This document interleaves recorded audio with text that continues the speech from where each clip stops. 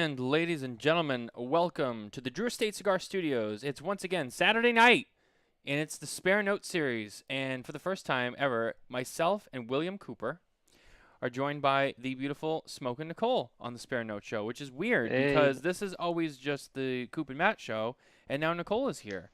well, Why is Nicole here?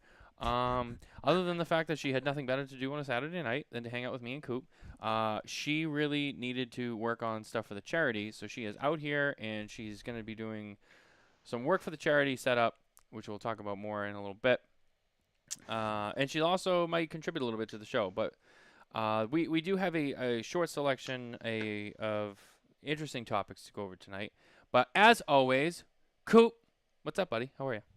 hey Matt, how's it going? Hey Nicole, you're more than welcome here, as I said. So, no, I'm very happy to be here tonight. This is we had to miss a few weeks, and I couldn't be happier. So, Can I say something, Coop? you So can say, yeah, yeah. since we have been on together on any show together, obviously we talk off the air all the time, but first time on the air together, I want to dedicate this show to your dad who has passed away recently, and our thoughts and prayers are with you.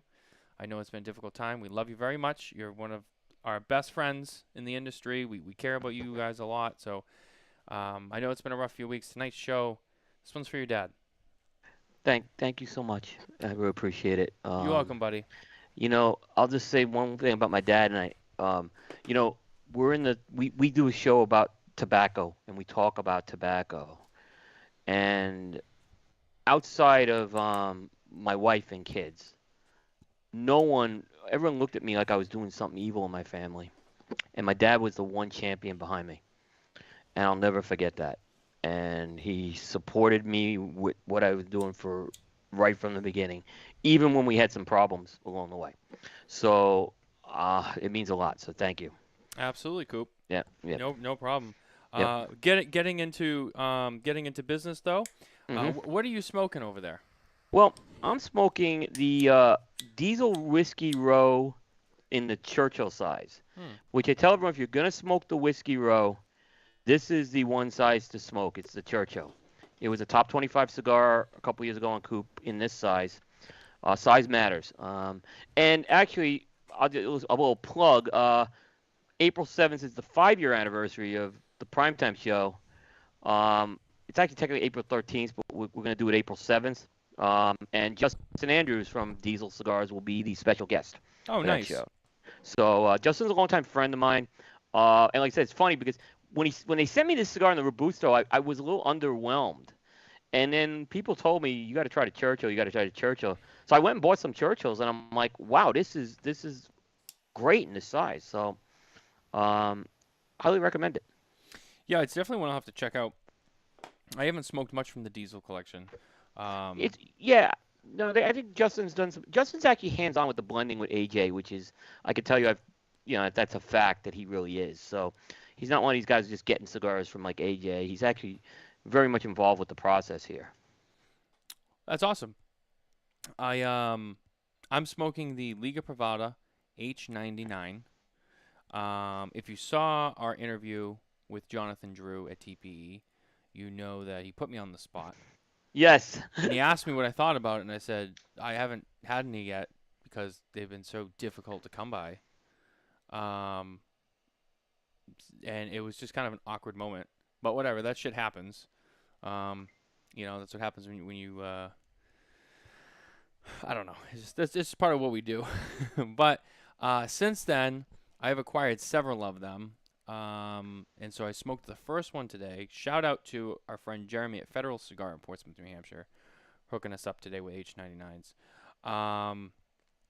As well as Joe Grow. Joe Grow threw a few our way too. But Yep. Yep. we have a good handful of them now. So this is the first one that I've had. Now, what I will tell you is right off the bat, and I'm a Liga guy. Liga number 9 is probably my favorite, followed by a handful of the Unico series. The T52 is a good cigar. It's a good quality cigar. It's not my favorite flavor wise. It's just not my favorite. I will enjoy one from time to time if I'm like really like in the mood for it, but it's not like a go-to grab for me. But that doesn't mean it's not a good cigar. It's still a very good quality cigar, and for those who do enjoy the flavor, it is a bang for the buck. The H99, I went into expecting something. I feel like I don't know why. I feel like I expected something really different. This cigar I notice really tight roll, not too There's a tight. lot of tobacco. There's a lot of tobacco in that cigar, though. Yeah. There is, but not to the point where the draw is affected. Right. Right. It still draws well, but you could tell it's a tight pack. It's burning very slow. I've already been smoking this for like 2 hours. Now, admittedly, we've been working, so like I've been a little on and off, but for the most part, it's been burning very slow. Um, Good flavor, not as peppery and spicy as I anticipated it to be. I don't know why I expected it to be a lot more. It's much more muted than I anticipated, but it's not bad. The flavor is still good. Now, I never had the original releases of these. You have. And I know you've smoked the originals and you've smoked the newer batches. So you can speak to a little bit more, but I know you have said that you thought these don't taste the same as when they first came out. I will stay by that. Because even we got some pre-release some ones at the 2018 trade show. They didn't have the final bands on it. And I smoked some at the show, and I smoked some months later. Uh, Very good cigar. It seemed like it had a little more of that spice component. It seemed like that first one had a little more complexity too. Now the second one, I think, just has better overall flavor and it has better overall balance. It may not be as complex, but I do think that I do think something was tweaked in that blend. I'll swear by it. Like, 'cause no one's told me this, but it just, to me, I'll have to see how they age, obviously.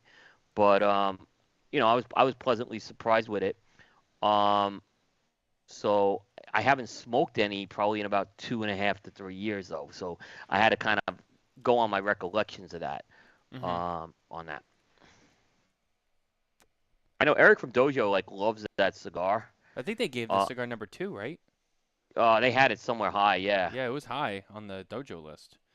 Yeah, I so think. Joe actually had sent me some for the review, and those are gonna be reviewed. But Eric gave me one when I saw him in Miami. He happened to have an extra one, and so that was my experience of smoking the one he gave me. It's very close to what you say. So I'm not disagreeing. I think you're in the wheelhouse, but I think they traded off some of the complexity just for better flavor and balance. So I would still pick this over T52, because I enjoyed this more than the T52. Just the flavor wise, I would go for this first. I think I would still go for a number 9 first. I think that's number 9. I think for me will always be my number one go-to Liga, um, followed by Ratzilla, Velvet Rat. Um, the Feral Flying Pig is a favorite of mine too. yeah, I yeah. really do like that one. Um, the L40 Lancero, I'm a big Lancero guy. It didn't wow me, to be Didn't wow honest. me. Is And even for a Lancero, it didn't wow me. And I was really disappointed because I don't know, I wanted more from that cigar, and it just wasn't enough, I feel like. Um, Yeah, what's interesting is what you talk about 9 and 52. So my first cigar of the year, 2009, was the T52 in the Toro size. yeah. Now I prefer the T52. I prefer that in a larger ring.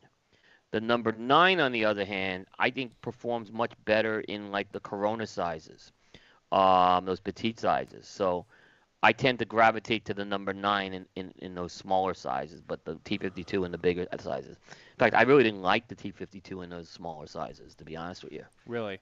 Yeah. I've always, and you know what? I don't think I've had a smaller size T52, but for me, like I've always smoked it in. I want to say I smoked it in the Toro, and then I've smoked a couple of the Corona Doble. Um, and again, it was good, and it's a good quality cigar, but the flavor for me was just kind of it wasn't hitting my palate just right. Hmm. At times it was just, but I could see how other people might love it, and again, that's why I don't say Yeah. that it's a bad cigar. It's a good cigar. Just flavor wise, it didn't really hit me the right way, and it's a specific flavor. And like I said, like if I'm in the mood for that, I'm like, you know what, I really could go for a T52 right now. I'll have one. But Yeah. 9 times out of 10, when I go for a Liga, I'm going for a number 9 or like a if I have any Velvet Rats or something like that. This cigar, I would probably put again. I'd probably put closer to the upper middle of that lineup. Um, I would smoke these on a regular basis. Um, I enjoy the cigar. I think it's muted enough for me on the spice notes and the peppery notes that I'd be like, this is good. Um, Excited to smoke more of them though, just to kind of see, because again, this is only one, Hmm. so I'm excited to see like how Right. a few of them do, um, and kind of go from there. But so far, it's good. It's good. It's Yeah. not what I expected, but it's good. That's my final takeaway. All right. So first impression. Let's go first impressions for a second. And one of the answers could be the Jose Blanco no habla inglés answer. Was your first impressions of the H99 better than your first impressions of the Undercrown 10?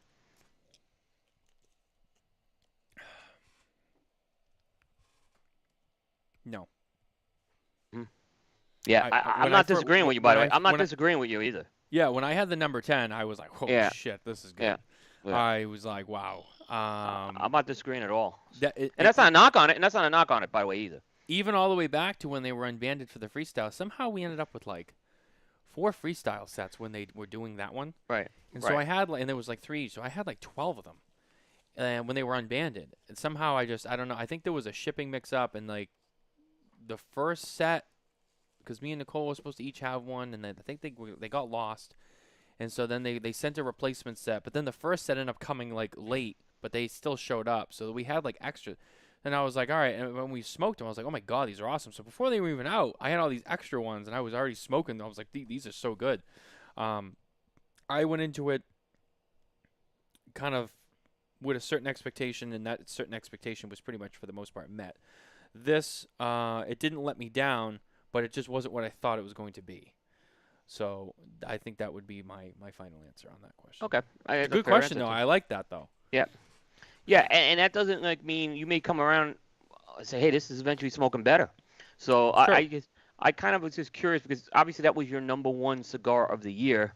So, here's another thing out of the company's portfolio. I think it's a fair comparison to kind of see where it's at with you. Yeah. Yeah. And again, and that's where it makes this whole thing what it is. I mean, Yeah. cigars can change with age, and Yep. I just started comment here. Mitchell said maybe those first batch Coop had were more fresh, and they let this Fair. batch rest more. Yep. It's true. Very true. There's no 100%. it could be 100% true. Yep. The ones that we're smoking right now, they could have been sitting longer than those other ones, Yeah. and And that the good news, yeah. changes everything. No, and the good news is it was more favorable what's out now. So that's Hmm. kind of I think that's a strong statement to make. Absolutely. Again, takeaway good, classic. Drew Estate, Liga style, a lot of smoke production still. Very oily looking wrapper in the beginning, real nice looking wrapper. Um, burns really nice, real smoky. Um, that was not a surprise right there. That's what I expected from it, which is good. So again, great cigar. Um, Moving on to other business, because we could fangirl over Liga all night as much as I'd love to. Mhm. Yep. Yep. I actually, and then if we get to it, I have 2 other cigars here. One of them I've had before. I found it in one of my traveling. I had a Opus X Power Ranger. But the other one is another first time for me. So I haven't smoked any of these yet. I have a box, but I haven't smoked them yet. And that is the illustrious intergalactic seeker of the finest tobaccos. The mascot, what I think the mascot of the tobacco industry should be, or at least the premium cigar division. One Jonathan P. Tobacconaut from Room 101. Oh, okay, so I thought you were going to talk about for a second. You thought you were going to say the intergalactic. Yeah, Like there's an intergalactic cigar. yeah, no, the So intergalactic. That's what Matt calls them. The intergalactic seeker of what does he say? The seekers of intergalactic flavor. I don't know, some shit yeah, like that, Matt style. But I do have one in yeah, front of me if we get to it. yeah. A So, Johnny Tobacco. have you had I one? have that. The new I ones? have one. I have yeah. And I have the shakes, the snake shake. Oh yeah, I yeah, have yeah. that. So yeah, I just got those when I was gone. When I was traveling, they came. So yeah, I'm pretty excited to smoke that. So yeah, maybe we'll get to that at some point in the show. I'm about almost at the two. Yeah, about 2/3 of the way through this H99. So I mean, we got some time. So I might get to it.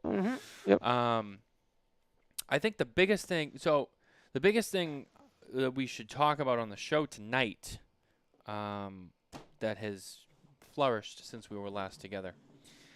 And I have it right here in front of me. When you know a printer, you can get anything made into a book you want. And Nicole's dad is a printer, so I can get anything I want printed and bound. This is the NASEM report that came out a few weeks ago on the premium cigar industry. I do have a physical copy. It's homemade, but it still gets the job done. I have highlights in here and page markers and stuff that I've picked up on that I think is important. Mhm. Um, we can dice. We're not going to do like a full review of this report, but there's some certain parts of this report Yep. Yep. that I think that we should talk about. Um, I don't know where to start with it though. I'm still like all over this book right now with a highlighter. So I'm gonna let you kind of start us off with it, and then we can kind of break it down from there. For those who don't know, we'll do a quick recap. Let everyone know what this is, why it's here, and what it will do to the industry. So there was. This goes back to last year, when the FDA in court, in a federal court, was pretty much told, you guys got to go back to the drawing board with your regulations, specifically around substantial equivalence, and so come back to me, at some point with that. But in the meantime, you can't enforce these regulations until you come back with something. So the FDA is planning on doing that, or they're probably in the process of doing that.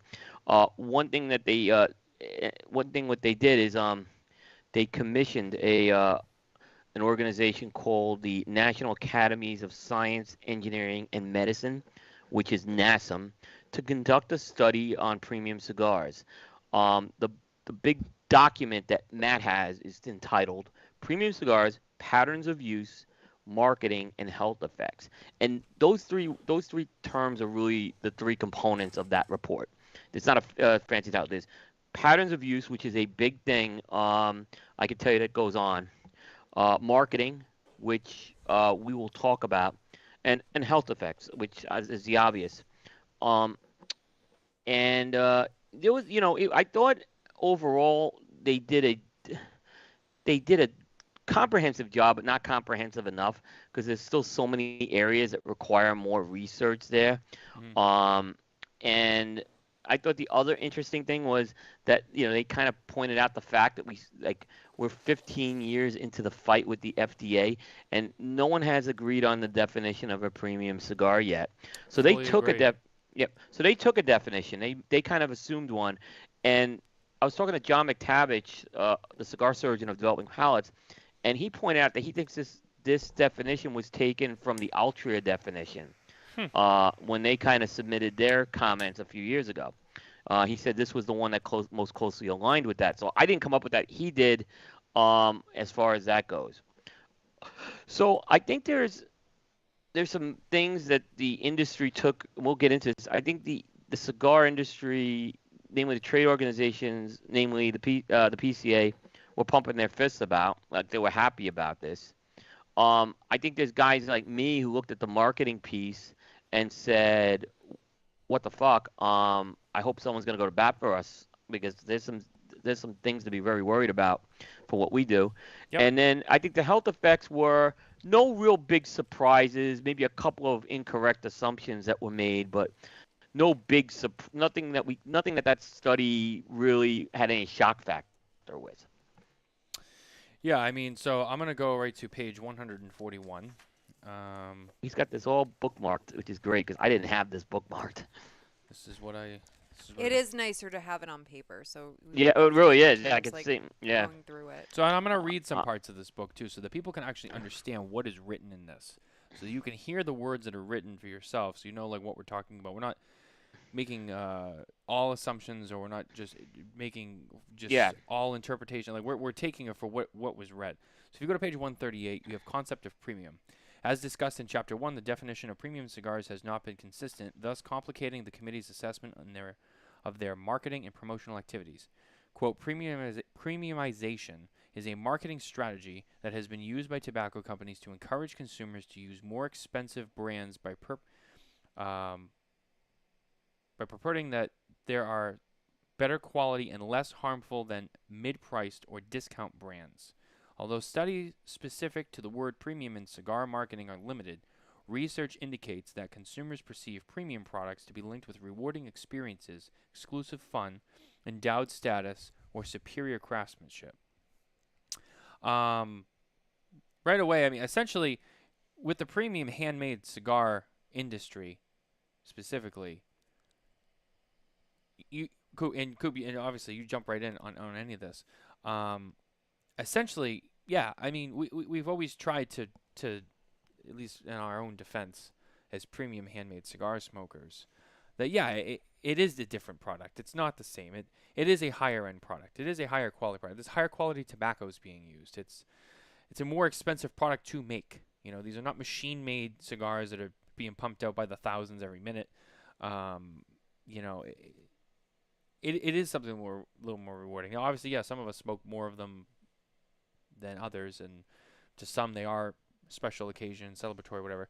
Some of us it's just for the love of the game, and that's why we do it. But yeah, I mean, I understand like like where they're going with that. I think it's important to kind of have that differentiated, you know, to other cigar products. Would you agree with that writing as it was written? You're on mute. Oh, Start over. rookie error. Oh, rookie error. Okay. Yeah, I pretty much agree with it. There was a comment that you read along the way. Yep. That said it kind of mentioned something about price or something. Would reference what could be price. If you guys remember about like if you go back about 6 or 7 years ago, that was something that was on the table in putting into the definition of a premium cigar, namely it has to cost X number of dollars. Mhm. And a lot of that was like, well, you guys are premium products, you shouldn't have a problem with that. But it caused a lot of things because what do if you have a petite cigar or something like that.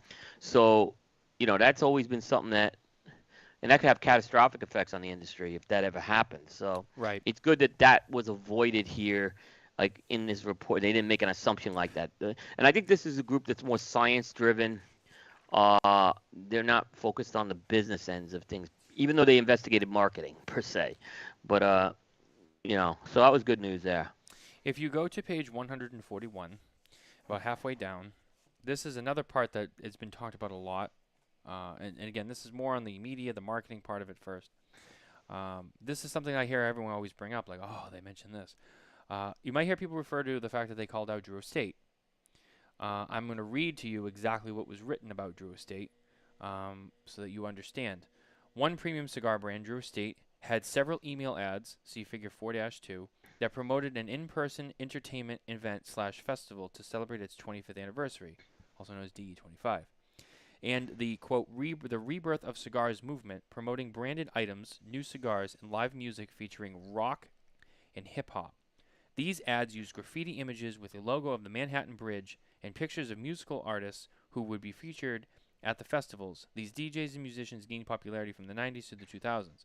Some of these email ads featured only the brand logo with an image and a description of DJs and musicians without the mention of any premium cigar products. These promotional efforts that highlighted DJs and musicians were part of a larger tobacco industry movement to use music to appeal to consumers. The same strategy was used for menthol cigarettes and the Kool-Aid mix campaigns in Hmm. Newport music festivals. Yep. So this is where parts of this report are trying to, well, maybe whether they're trying to or not, they're essentially, the picture is being painted, no matter how you want to slice it. The picture is being painted that the accusation, and again, this is where the other marketing stuff comes into play, which we will touch on again. The appeal to kids or underaged persons I, from I buying don't know if tobacco. okay, I don't know if that said that. I took it differently, but I see what you're saying. I took it as, hey, these are just ways to spread the word about tobacco, and hey, they're going to use these common things to kind of get it in there. But I don't disagree with what you said either. That's something they can easily say. Well, kids there, right? A kid's at this, barbecue or something, and that's where it gets a little tricky. That's I think where they'll use it against us with the kids. Um, Because they did say in the report, Matt, that later on that they don't. It was kind of like they almost said that they didn't see real evidence this was going towards kids. right. Um, But I think they're gonna. I think the FDA is gonna try to use it that way. Is what I'm saying. So I don't disagree with you. Is what I'm saying. I think you just built on exactly everything that I was going to say. Yeah. Yeah. Hmm. It's not necessarily, and that's what I meant before. By it's not necessarily trying to paint the picture that that's what it is, but that picture is still there because someone can still take that and use it, and they can turn it into what like for example, the FDA. They can take that and turn it into their own interpretation of, oh, but we think that would market to younger people who would be interested in that. And Right. I'm trying to find it. I thought I had it highlighted, but there is a section in one of these pages in this specific area, and I thought I had it highlighted. I'm trying to find it, but I'll find it in time, where it said specifically that certain things like that and a few other examples we haven't talked about yet could be appealing to younger people. It did say that word for Yeah. word. It was in this book. I read it yesterday. I'll find it in a second. But those words were written in here. So Uh-huh. again, and like you said, the whether or not that they actually think it's going to be that way, those words were written. The FDA will still take that and go, see, there it is. Yeah. I That's guarantee the you what comes. problem. Yeah. Oh, you're right. And I guarantee you that comes out of this is now every major event is going to have must be 21 to get in, proof of age required. Hmm. I guarantee that you're going to start seeing that. I haven't even talked to Georgia State, but I'm on this. But I would bet that because no one's going to want to try to be flagged on that No. next time. Now, if you go to the next page, which is something that you brought to my attention, Hmm. on page 142, there's two photographs. I'll try and hold it up. I know the camera doesn't always grab when you hold stuff up, but I'll try this. Essentially, you can kind of make out. You know what I'm talking about. You know what that is. That is Yep. the famous Arturo Fuente "Birthplace of a Dream" ad that you've seen in 4 pages of Cigar Aficionado. If you've been down to Tampa, you've seen it in the airport. Which Figure 4-1 paid. No names were mentioned, but paid advertisement spreads from a single premium cigar brand, Arturo Fuente, in a major U.S. airlines in-flight magazine. So now they're trying to be like, well, you're promoting cigars in a flight magazine, which is on airplanes and anyone has access to it. It's not like, an adult magazine where only kids would see it. Anyone could see this. It's they could be reading this and see some appeal here. And Yep. again, no one's saying like we're trying to go after kids, but it's there. But that's how they're going to say. That's a big point. And that's what they're going to say. Well, the kid could thumb through the magazine, right? Exactly. Uh, It's all about how the and FDA will take it and turn it around. yeah, and that was the part that was a lot more scary to me when I saw that piece. Are you really gonna? It's saying, hey, they're gonna try to go after stuff like that now. And look, you've seen this happen with. We saw this happen with cigarettes now. Now online could be a different story because we may be able to put in some gating controls in there. But even I don't know how the FDA is really satisfied with those. You see those sites. Hey, are you 21 and over? And everyone's gonna click yes. I think it's gonna have to be a little stronger than that. But yeah, that's a major problem. Yeah, Uh, absolutely. I mean, and again, this, like you said, this report, it's had some good things and it's had some bad things. Ultimately, especially the gray area stuff. yep. I look at the gray area stuff as potentially being negative, because even though it's not yay or nay, and even some of the stuff that looks positive, the FDA will still take the information that's here and try to find a way to use it against us. Even if to us it seems like, well, yeah, but see, like we did, they'll find a way to twist it around and be like, yeah, but like when you look at it this way, this is how we feel that it could be damaging or it could be, against underage people. and try to be appealing to them, and that's what we're trying to stop. And that's ultimately the first battle with the FDA, is that they don't want kids on tobacco. That's number one. Number two is the whole flavored thing and flavors in cigars, which kind of piggybacks onto number one, because the argument has always been that the flavored stuff has been appealing to kids. So those are like your two, I would say, the first hot topics when you get into that discussion. On the FDA side, it's all the things that make it appeal to kids, because at the end of the day, they don't want more people getting into tobacco products. You appeal to the younger generation, you get them into it. Um, you keep it going. If they had their way, they would just put an end to it and be done. So it's all about stopping that next generation from getting into it for them. Yeah, and that was why I've been so like I've heard people give this, and I'm going to say it's a ridiculous argument. Well, no, you have to be 21 to get in a cigar store. That's not what they're looking at here. Mhm. How many kids had? I mean, when I was 17, I had people go sneak and buy me beer. So I was able to get beer at like 17. I'm just saying. So it's the access to some of the product, and this is when we're going to get into some of the marketing stuff in more detail, that this is what they're looking at, and this is what they're going to go after. They're not going to go after the fact that Riste's Munchies are sold in a store where you have to be 21 or over. That's not the issue here.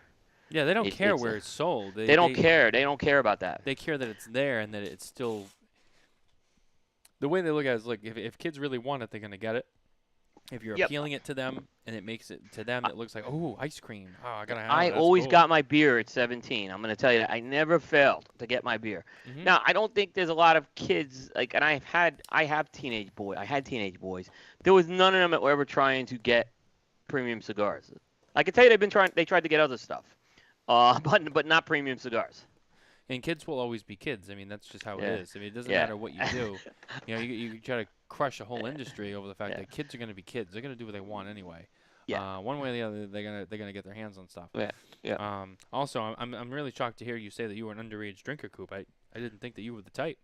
I never was heavy. I was never a heavy drinker. I've never been.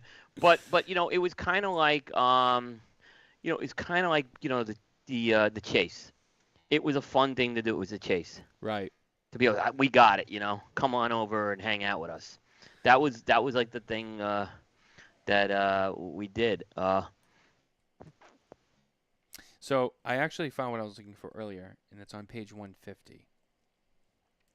It's the summary and conclusion to that section, and I have it highlighted here, and I'll read it. And Mark was doing Playboy's not part of this. Yeah, we were doing that too, Mark. Absolutely. At 12, we were burying them in the backyard. Yeah. Really, I had him at 12. That was about the age I got him. We put him in one of those hefty bags, and we put it in bury it in the backyard. Yeah. Summary and conclusion. The committee observed in the Mintel data set that one premium cigar brand, Drew Estate, had several. It's kind of a repeat of earlier. I'll skip that. Let me try to find. All right. So these findings led the committee to conclude that marketing strategies used by premium cigar companies include festivals, themes of an urban lifestyle, hip hop, and rock music, which may appeal to young people. Based on its review of the Mintel data and cigar lifestyle magazines, the committee concludes. Conclusion 4-2. Based on the committee's primary data collection, there is conclusive evidence that premium cigar companies use lifestyle magazines and festivals to promote premium cigars.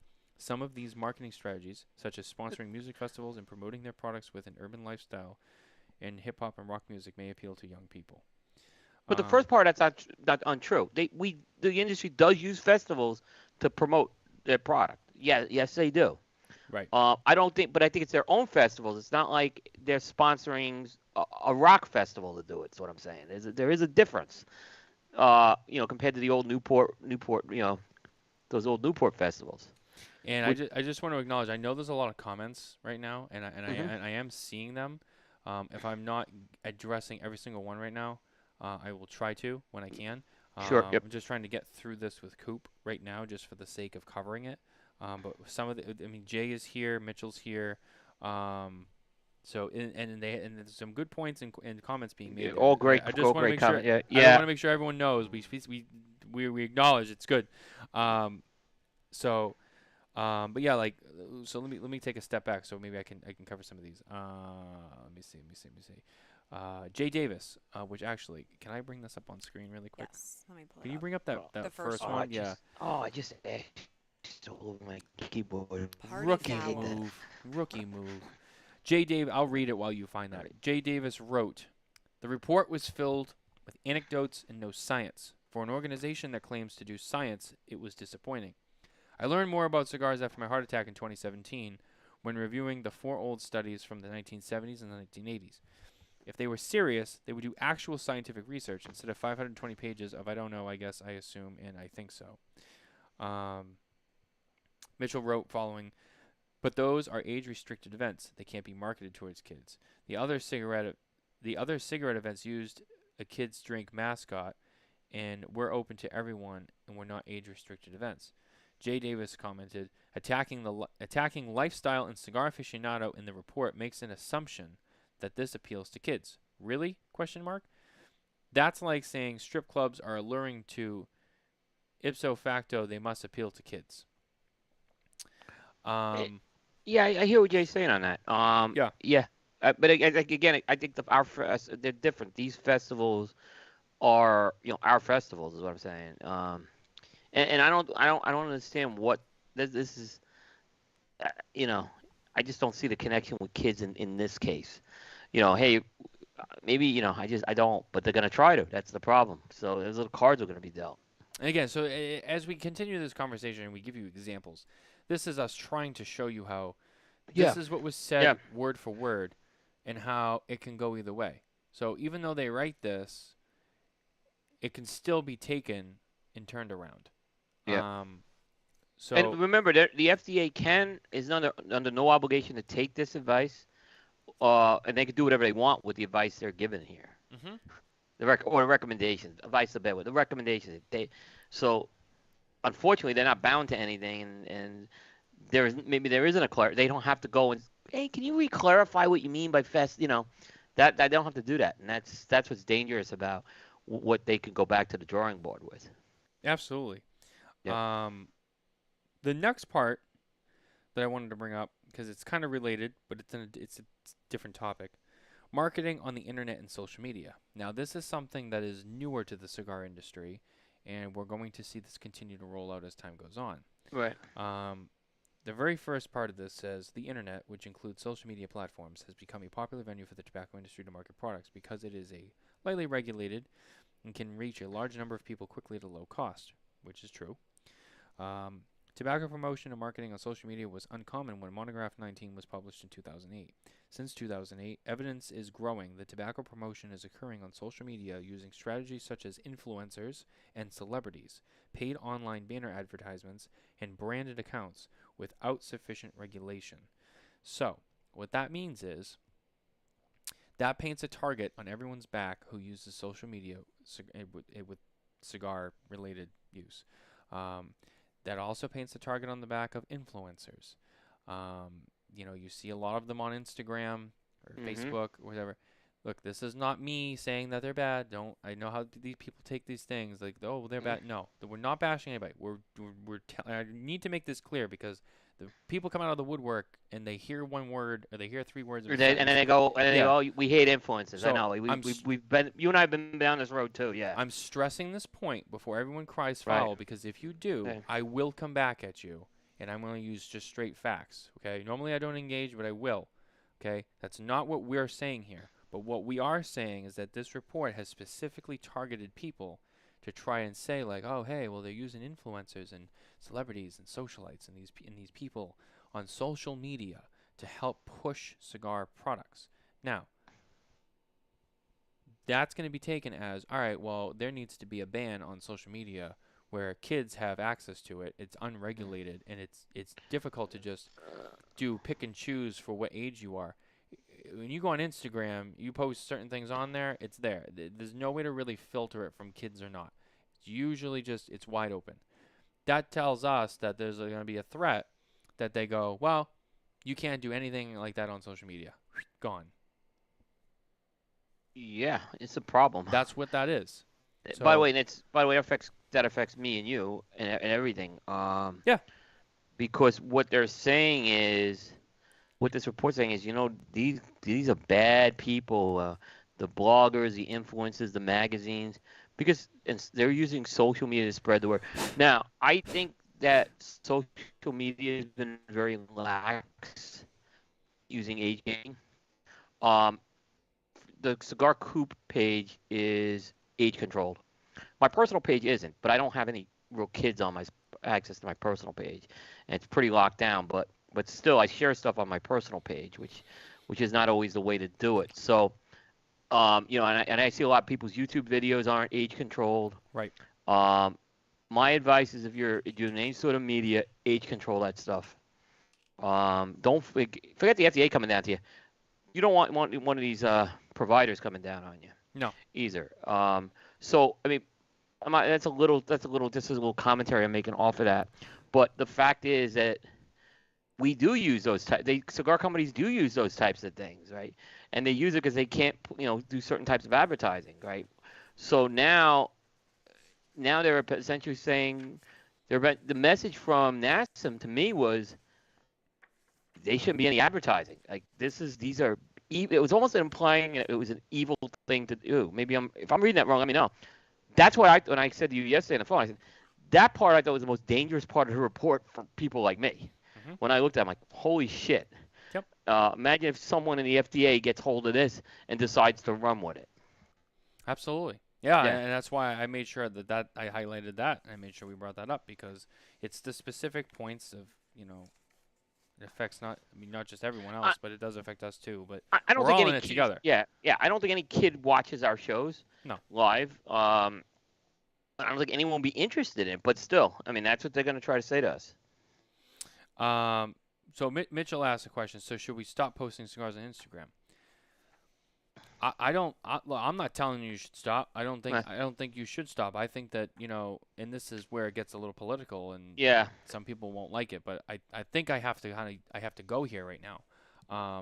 My belief is that in the United States of America, you pay taxes and you contribute to society and you follow the rules and you don't, you know, you lead a pretty good life, and you're a citizen of this country, then you have the right to live your life the way you want. This is why this is the United Yeah. States. It's a free country. It's why we have the First Amendment right to free speech. We can say whatever we want to.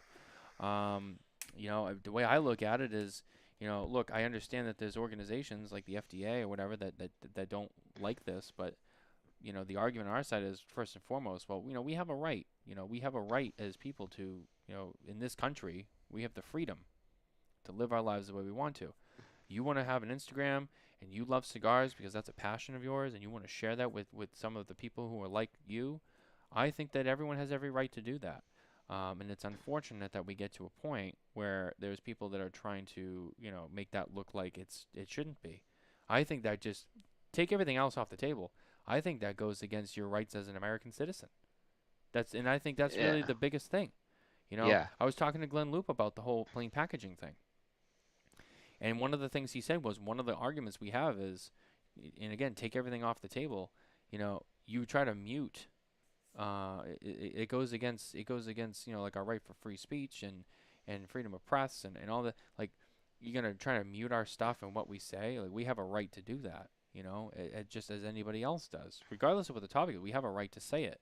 Like there's people out there that are horrible people. And they say things that are not good. But the fact of the matter is I mean, technically, they have a right to say what they want to, because they have that right. And it's the same for us. Like, we have a right to enjoy cigars, and we have a right to talk about it.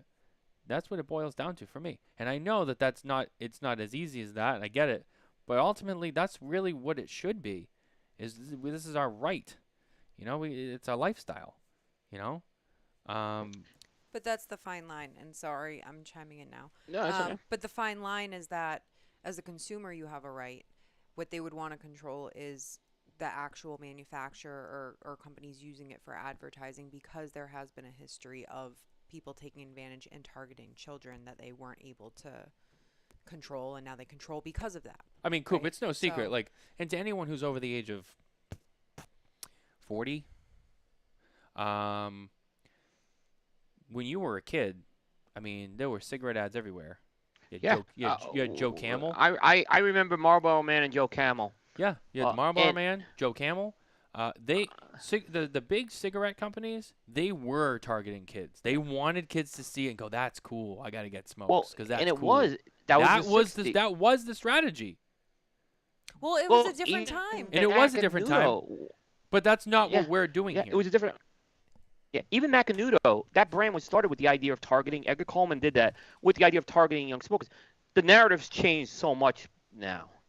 And here's the thing: if you go put in Google, like this is why like last week there was a whipped cream cigar and a fried apple pie cigar, right? If you put in whipped cream cigar in Google, you'll see what you'll come up with. That's kind of the point. Is like I was kind of making earlier on some of this stuff. Is that's why I've been taking a very strong position against this type of packaging, because it can expose a kid to that. I'm not saying it happens. I'm probably so rare, but why give the FDA that reason to say it can happen? Hmm. That's my point. Like chance. How many kids are typing in whipped cream cigar?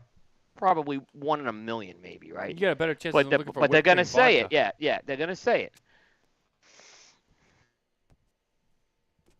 Exactly, 100%.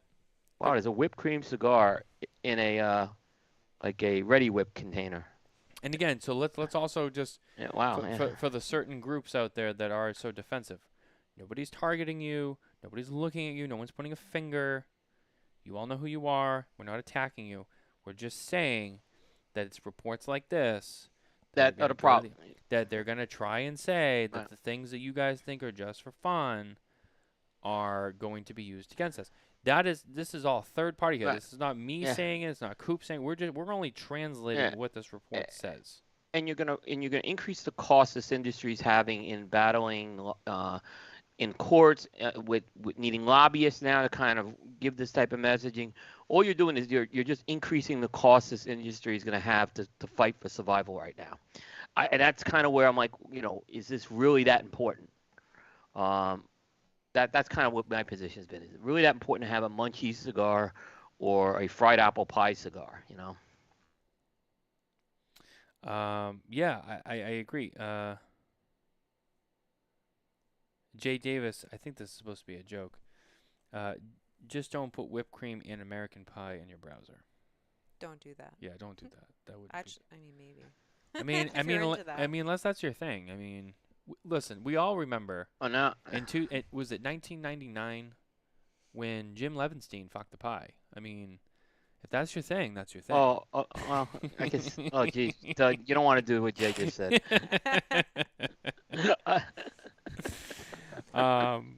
So anyway, Some- see what we deal with on the Spare Note show. This is not like the regular show. I just I gotta get Coop to giggle. That's part of what I do here on Saturday night. And there's a lot of other stuff as I continue to flick through. There was something in here that's not so much on the market. It was just something I found interesting. If you go to page 164, table 4-5, there's a chart in here which I just thought was interesting, and it was tobacco product characteristics and purchasing behaviors among adult, current established traditional cigar, premium and non-premium, cigarillo, filtered cigar, and cigarette smokers. Path Study Wave 4, 2016 to 2017. So basically what this is there's four columns here: premium cigars, non-premium cigars, cigarillos, filtered cigars, and cigarettes. And then it's has Filtered cigars.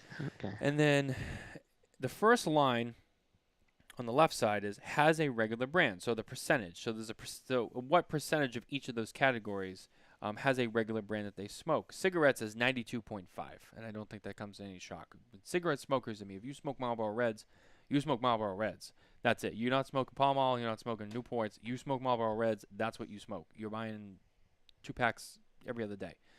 Filtered cigars, 68%. Cigarillos, 74.8%. Non-premium cigars, 73.8%. Premium cigars. Do you know what the percentage of premium cigars is? It's 38. Yeah. Interesting. 38% of the people have a regular brand that they smoke. So It's higher than I thought. It's higher than I would have thought. yeah, I thought it was just again. Like this is not. This is just something I find interesting. I just found this table just interesting information. That's just why I'm sharing it.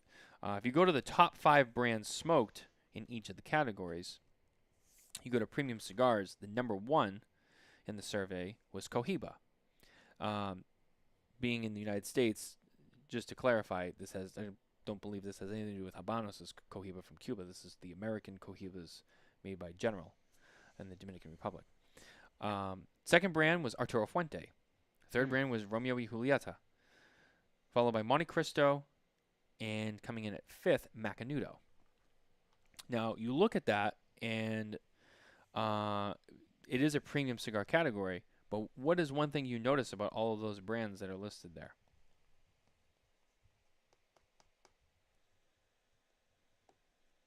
Read me one more time. Just The names. the brands? Yeah, the names? The brands, yeah. Yeah, so just in premium cigars, in that column, it's Cohiba, Arturo Fuente, Romeo y Julieta, Monte Cristo, and Macanudo. I just want to make sure I didn't miss anything. They're tried and true brands.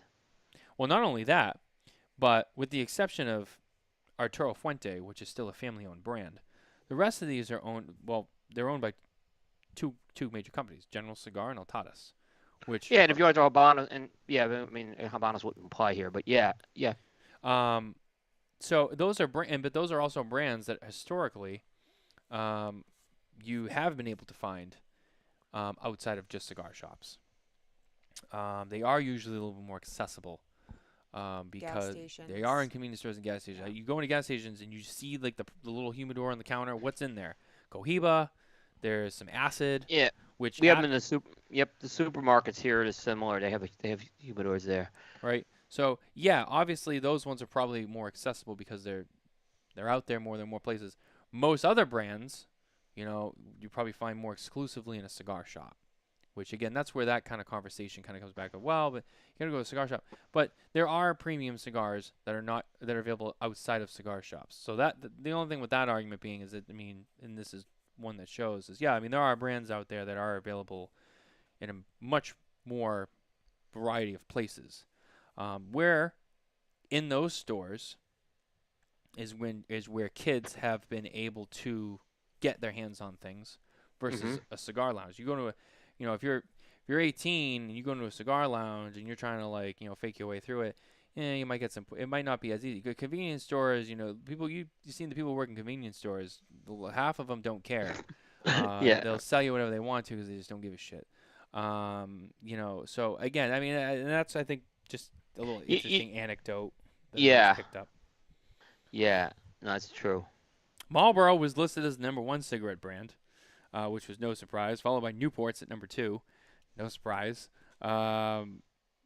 Camel, Pall Mall, and American Spirit round out the end of it.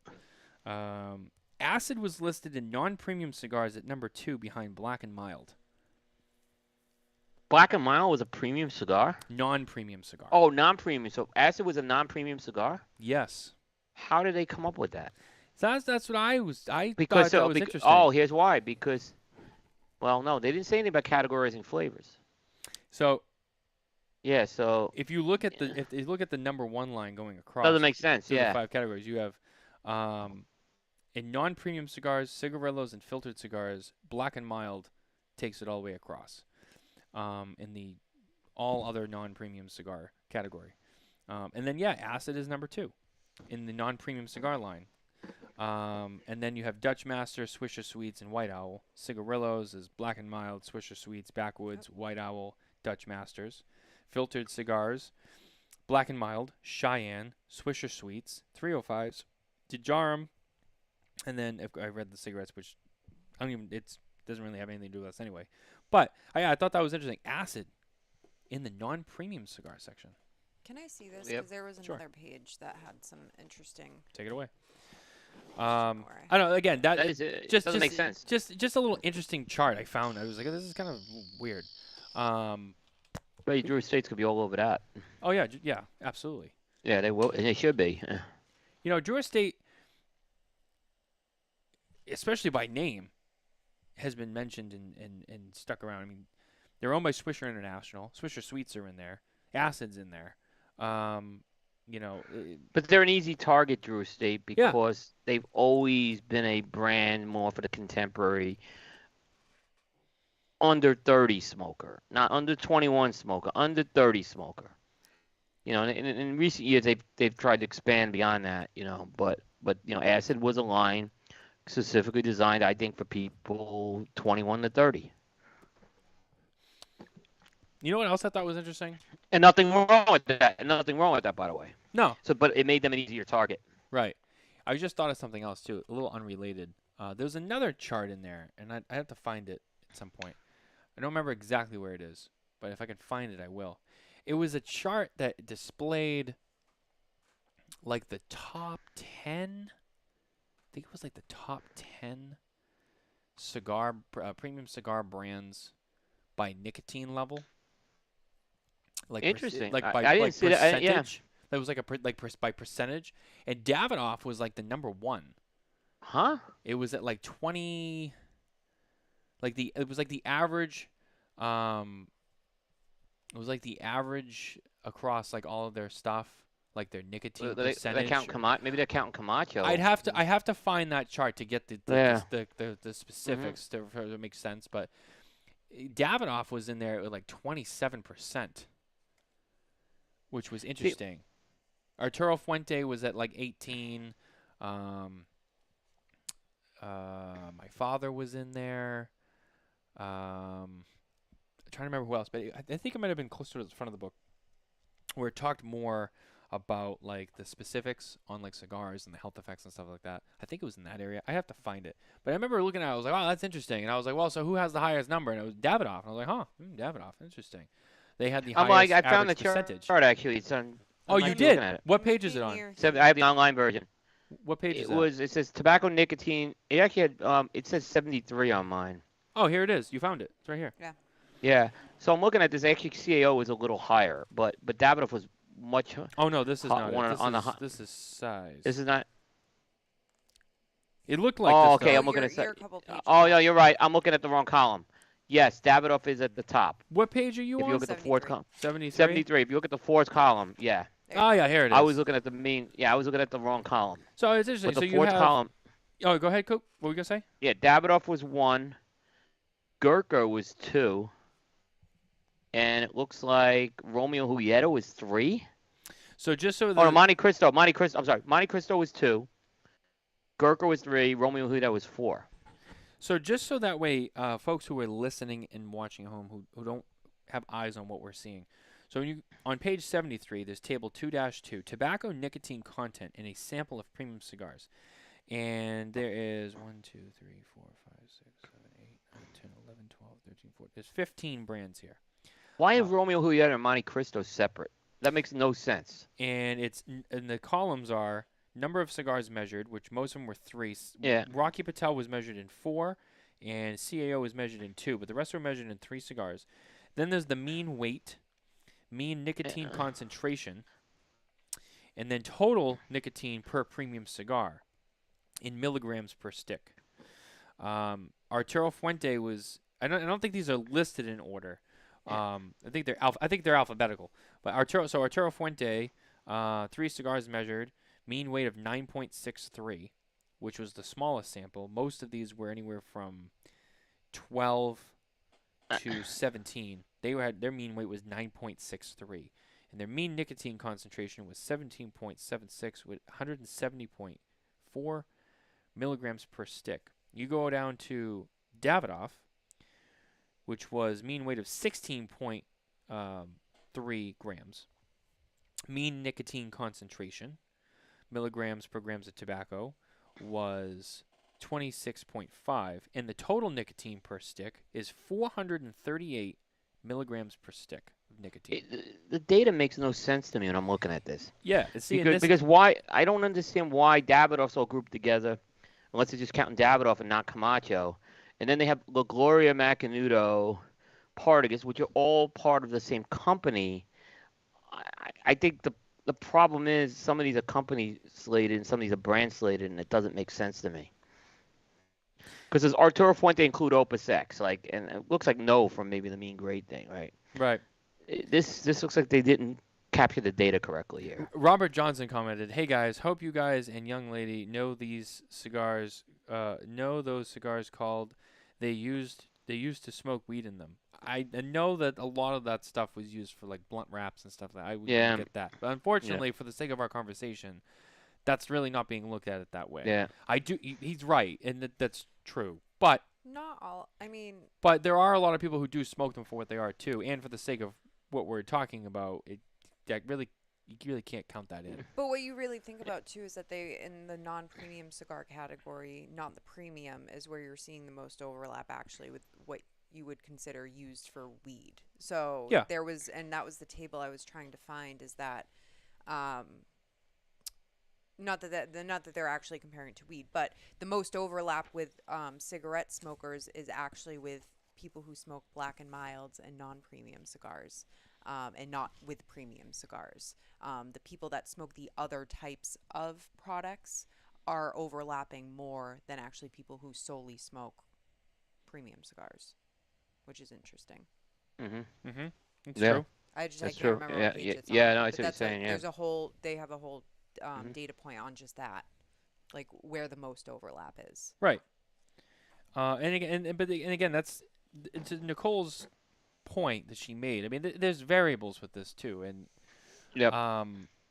unfortunately, it's not as black and white as it seems, because while on paper it's that way, it's again, I'll say it again, it's the way that the raw information here, and again, what like Jay said, whether or not it's very scientifically backed or whatever, this is still a document that has information on it that's going to be put in front of, many different organizations such as Right. Right. FDA, and This they're going to is the- look at this black and white on paper and go, and they're going to make Wow. There's their a lot of yeah. And unfortunately, there's no one These else guys say there's backing no a second nicotine. option Yeah. of a report. No one else is going to do a report Yeah. because Right. it costs You're money to do that. So 100% right, Nicole. That's a great point. like, Costs money. Why do another one? We got it right here. yeah. It says it here. Look at this. Yep. That's absolutely. I mean, there's a lot, and again, there's a lot in this book. We're not going to dissect this whole book tonight, but just bringing up certain things that I've seen, and I'm sure Coop's seen some things which he actually brought to my attention. I found, and we have talked about some of those things, but it's just it's certain things that are in here that I think are worth talking about, because I don't know if anyone's actually gone on the air with this book or this document and actually picked apart some of these things and talked about it. I think most people have either heard about it or they opened it up, they glanced through a few pages like, oh. But I think more people needed to like actually read through this and understand what it is. Well, and there's some other things. So like, I mean, I'm not trying to be rude with this comment, but there's a page too that says, smokers are, cardiovascularly cigar smokers, just not as healthy, right? But if you think of who the average cigar smoker is, it tends to be an older gentleman. Think of the age demographic that most cigar smokers are. I'm just saying that the health might not be because of the cigar smoking. Yeah, it's just because you're se, old, which but happens to everybody. But that just so happens to be the main group, so you can't. I'm just trying to make a point there that it's, obviously, like if you're older, you're already going to be predispositioned for certain health, backgrounds and things like that. So, but that's where they're pulling the data. So you have to then sort of dissect that for what it is, right?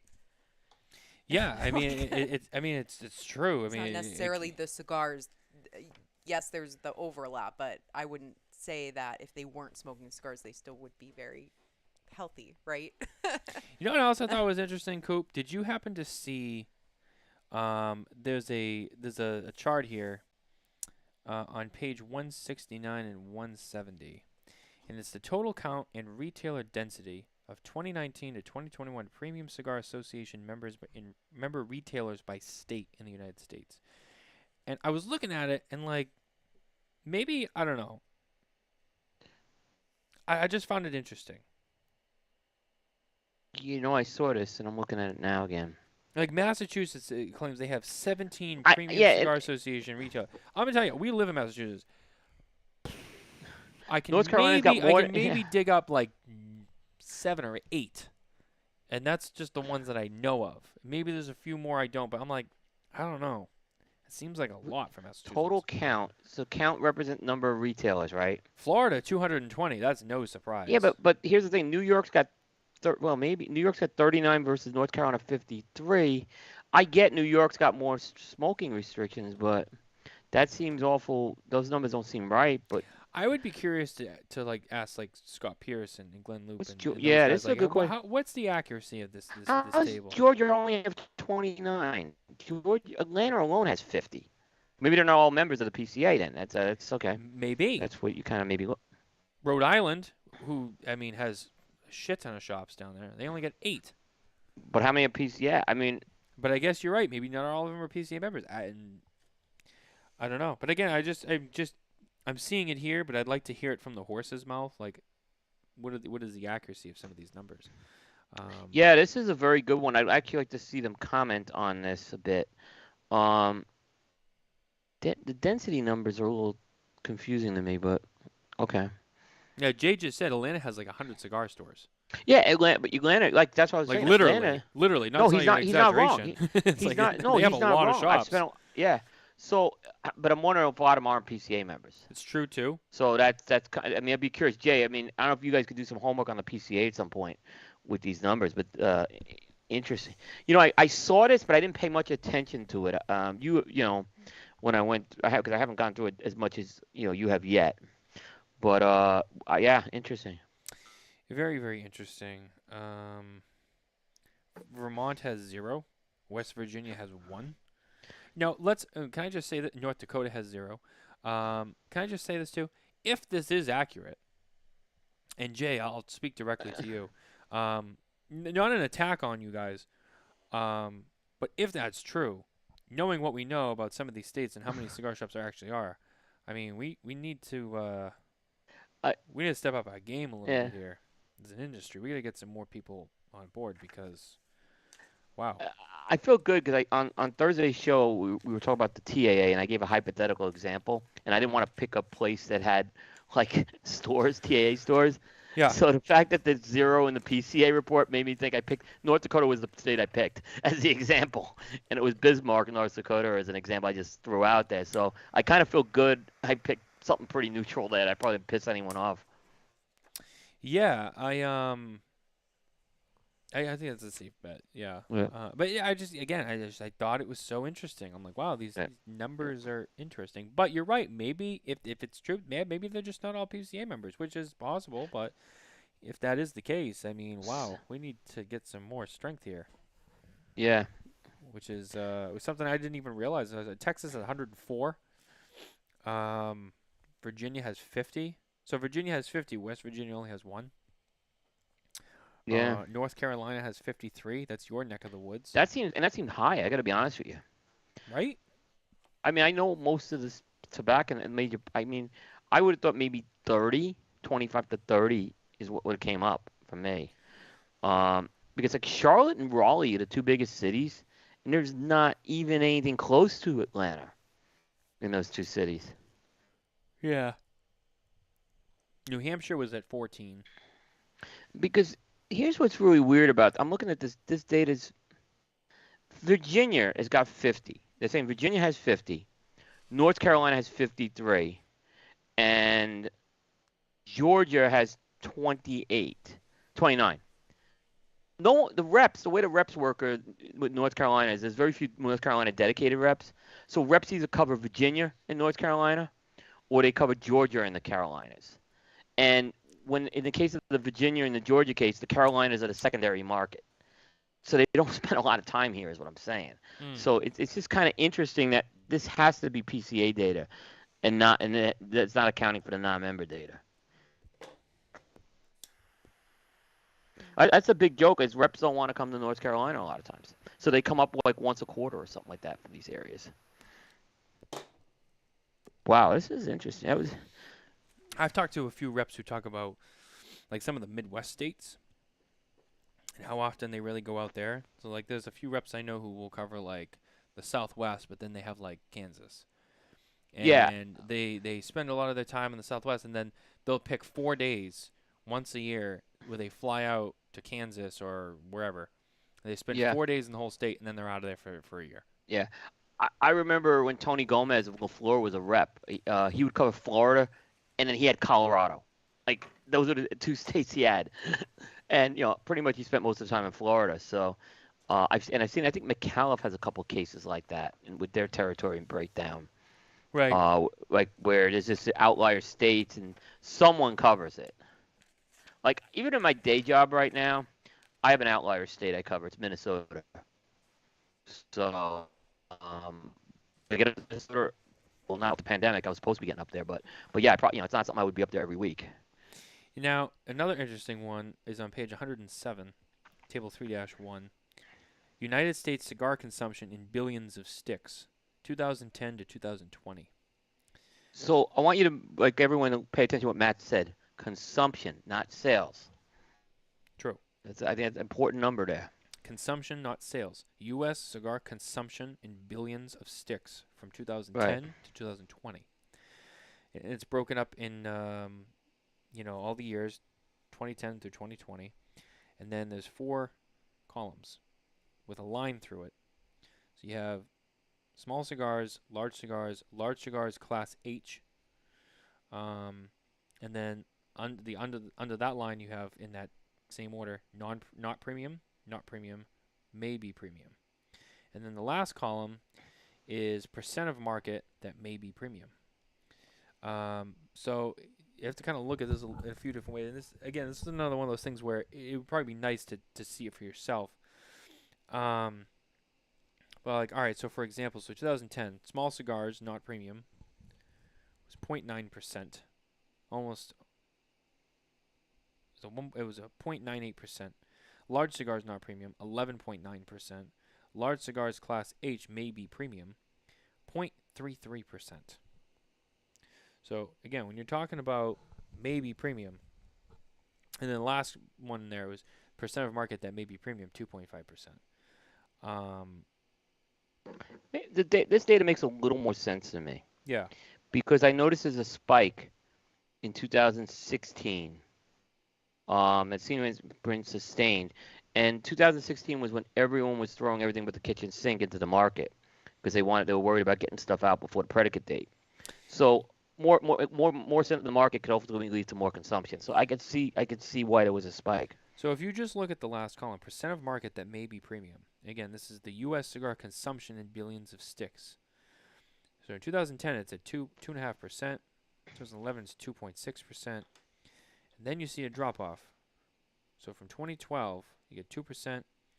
Next year, you get 1.7. Next year, you get 1.5. Next year, you get 1.8. And then, like you said, Coop, 2016, you see 2.7%. And then next year, you have 2.8. Then 3.0, then 2.7, and then 2020 2.9. So Yeah.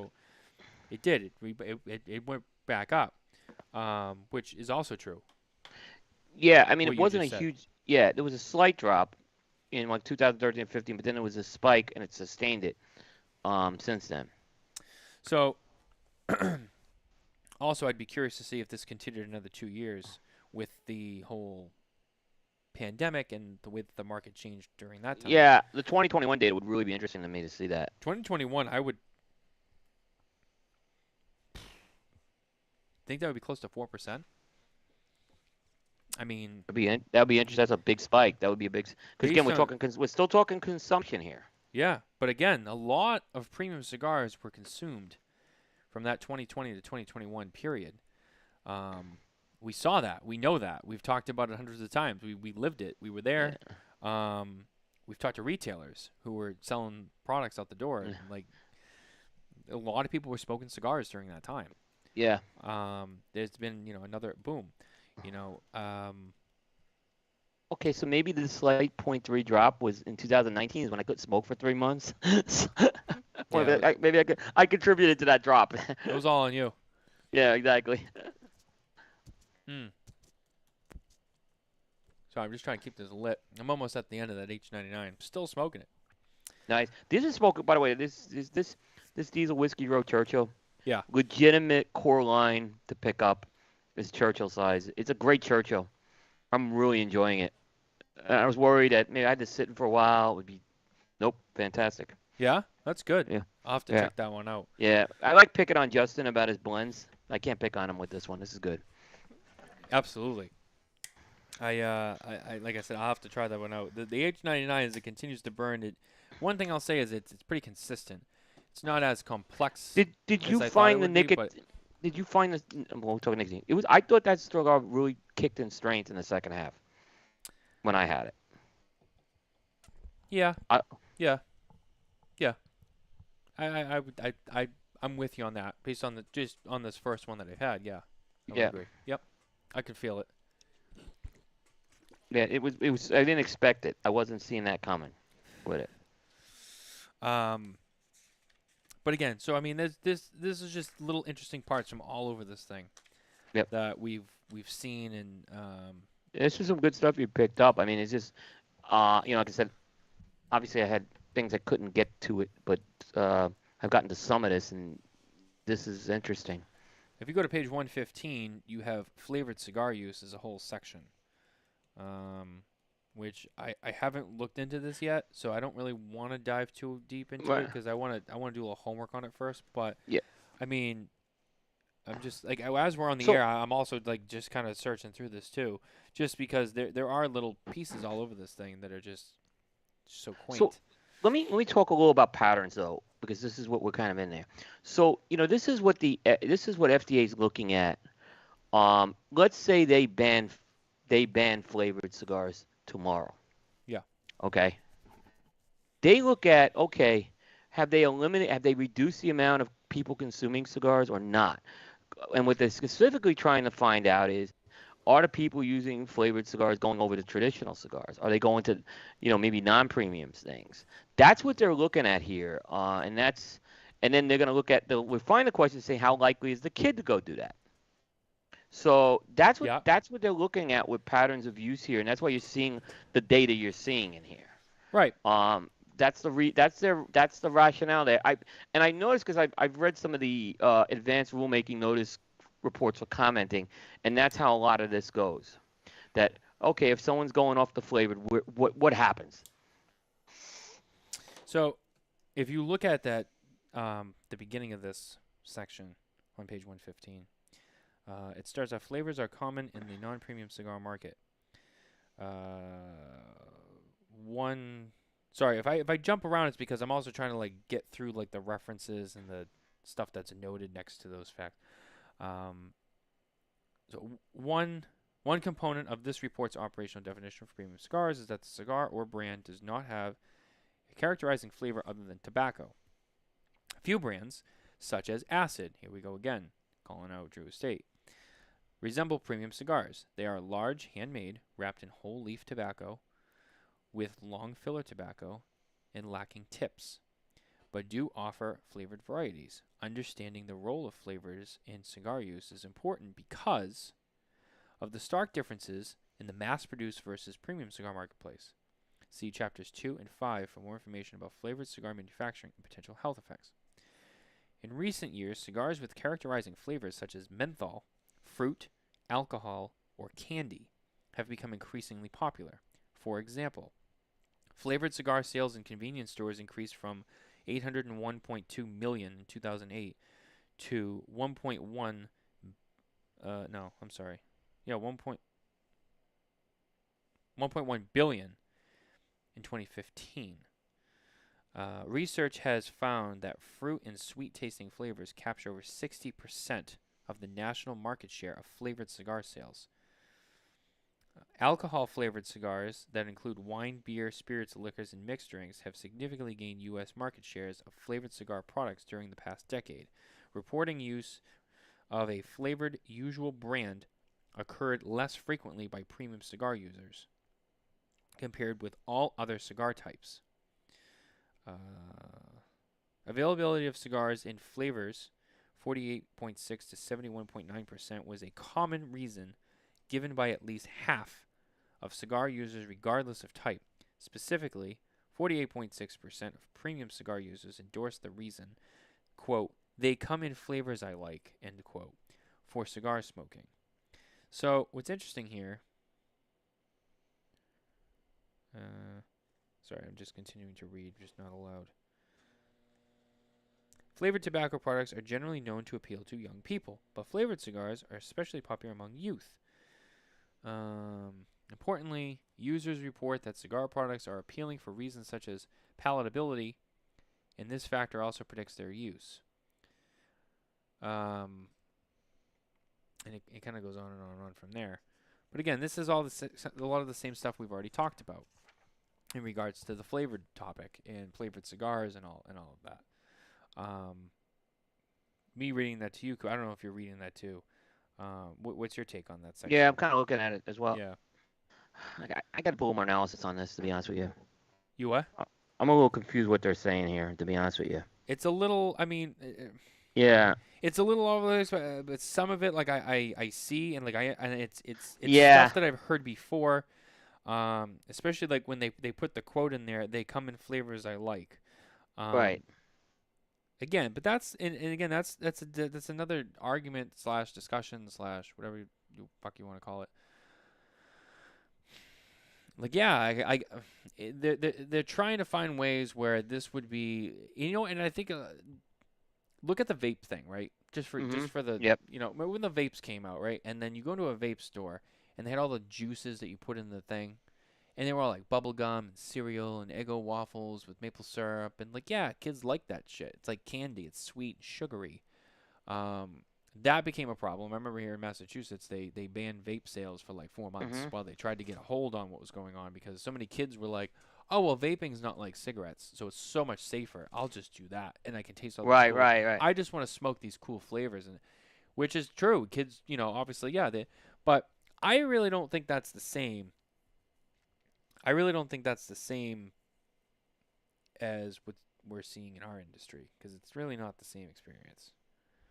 Yeah, I agree. I'd agree with you on that. But yeah, you're right. It is a little messy in this section. Yeah, yeah. I'm trying to get a better grab on it here. But yeah, I mean, like I said, if you go to page 115, it's right into the whole flavored thing. Yeah. The next page, you have secondhand smoke exposure, co-use of premium cigars with other tobacco products or substances, co-use with non-cigar tobacco products. So, I mean, there's a lot of different things here that they put in here in terms of their quote-unquote research. Yeah.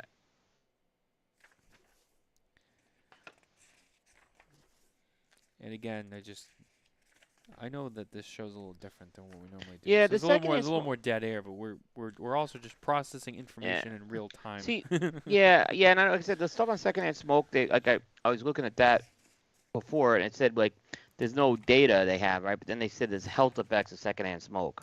Right. They talk about later in the report. So, and like I said, I think that stuff I'd want to do a little more justice before I talk about it.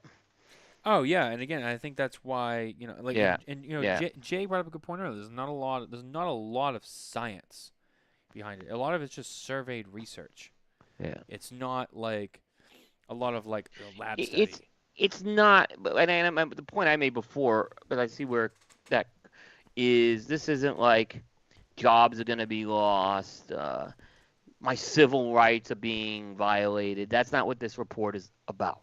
Right. That was, I think, that when I said it's more on the science end of things, I shouldn't have said that because Jay is right. There is a lack of data that's been extrapolated for this thing as well. There's some points that are made, but yeah. But this isn't a report where you can say, hands up my cigars, my civil liberties being violated. Look at all these jobs that are going to be lost. That's not what this is doing here. It's an exploratory report, is what it is. That's a good word. And That's it a good has word. Yeah. a lot of data. And for consumers listening, even if you just got the file and went to all the just all the different charts, you don't really have to read it word for word, but the charts do show a lot of data. And it's just interesting to see a lot of the statistics that they sort of compare and bring up.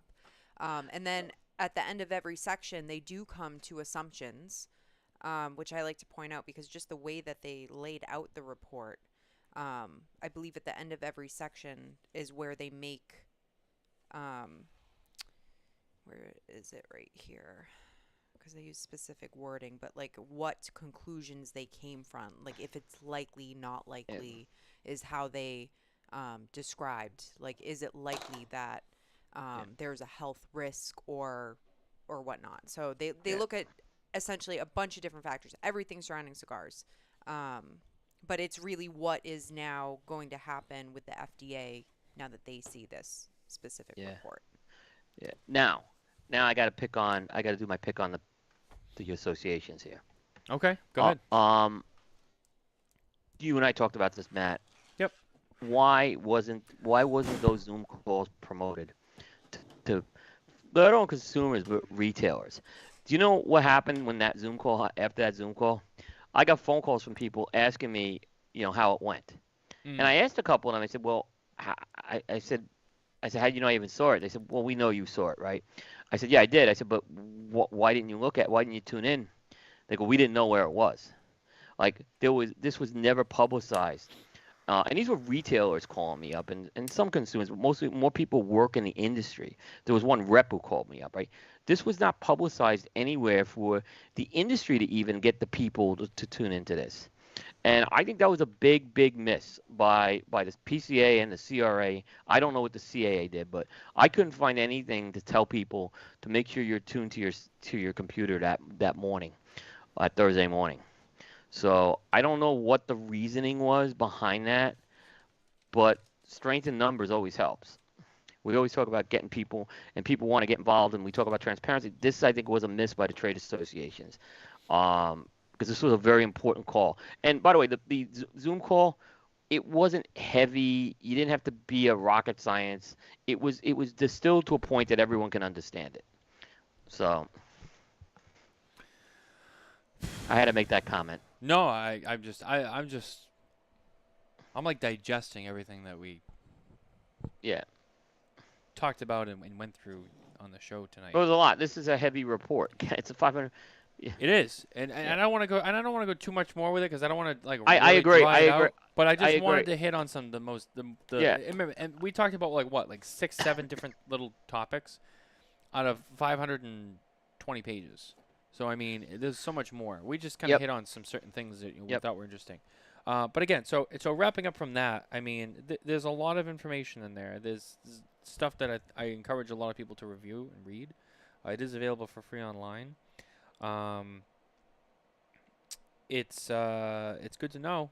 You know, it does will at some point play parts into our industry. Um, It's a little dry, but it's a it's little good. dry, but I mean that's It's and I good and I bedtime know it reading. is. I know it is, but it's like, it's unlike, when you were a kid and you were in school, right? And you'd like be in class and you'd be like, "Oh, we're never gonna use this." Maybe some of that was true. Like, why are we learning this shit? Like, I'm not gonna do this. I know this is dry, but this does affect you. That's my one statement on it. I know it's dry, but if you used to smoke premium cigars regularly enough that you're watching this show tonight, it affects you. Whether or not some of it's true or accurate, it's there and it's going to be used one way or the other. It does Yeah, affect you. That's my yeah, piece on it. yep, So, um, that was pretty much what I wanted to get into tonight on the show. But Coop, yeah. is there anything else that you wanted to dive into on Spare Notes? Yes, I do. Okay. And it's something I've been talking about this week, but I think you and I should talk about it because there's a few other things I haven't said about it yet. Okay. And that is the excitement that the everyone has around the Tobacconists Association of America exclusive cigars, which were announced at the convention they had, or whatever they have down in Cabo San Lucas. I Right. want to I want to thank the TAA for once again not getting us the list of these cigars to the media, but they did get it to aficionados, so I want to thank them for that. Um, Always take care again, of we Marvin first. always take care of Pope Marvin first, right? Pope Marvin's got to be taken care of. But they're at least they're getting better. At least they're like years ago. Like honestly, I'm telling you, 4 or 5 years ago, you know how you had to find out about TAA cigars? You had to call up companies finding out if they were going to do a TAA cigar, right? And then I said, I ain't doing this anymore, right? This is nuts. And I don't see a lot of interest in these cigars. Is what I want to kind of get into. I mean, I do a lot of analytics, Matt, on my website, and I could tell you the TA cigars are immensely low traffic. I still review them. I don't know why I do, but they're among like there were very few that showed up in the top 500 in terms of articles on Coop last year. So, but I thought, Matt, we can go is I have the list here, thanks to a couple of people who did decide they wanted to get me the information from Cabo San Lucas. Mm-hmm. And I want to just kind of run down the list first, get some thoughts, and then I want to get your thoughts in general on this series as a whole. Does that sound okay? Yeah, go ahead. Yeah, so I haven't run down the list on any of my shows yet. So this is something that we would be doing a little different here. So let's start out first. CLE Cigar Company is doing an Asylum 13 cigar in the famous 1118 size. Mm-hmm. So the Asylum 13 is one of their bread and butter cigars, but they're doing it in that classic 1118 size, and that's going to be exclusive to the TAA. I didn't even hear about that one. Well, you see, that's like most of the media didn't hear about this stuff, right? That's I what I'm didn't gonna hear tell you. about that one, and I have kept a decent amount of tabs on TAA. I Hmm. also have been stepped away for the last like 2 weeks or so. Yeah, and I But caught up a lot this week. Yeah, but I've kept my eyes on it. right. The major ones that come to mind, and I'm not trying to fuck up your whole plan, but like I'll No. just be honest with you right now. The few that I know about are from Vilgar, Timeless, Yep. Veritago, Hmm. Tatuaje, and I feel like there's one more that's eluding me right now. How about this next one? Crowned Heads, the Lost Angel. Yeah, I didn't hear about that one either. Um, I'm gonna say it's about Crowned Heads, and I'm very critical of these TAA cigars. And I'll probably get more into that. People probably know it. They do a good job with their TA releases.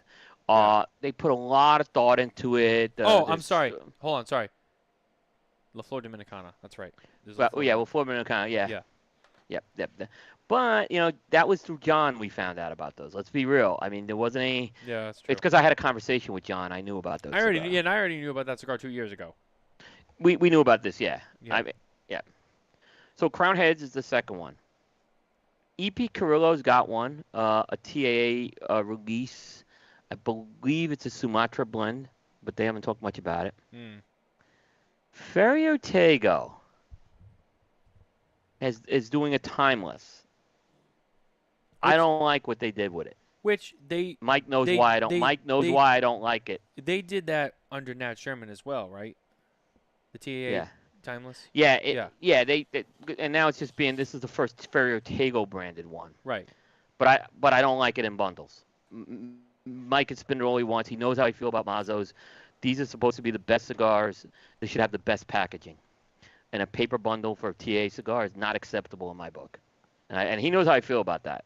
I'm sure the cigars, like the timeless TA cigars, have been great.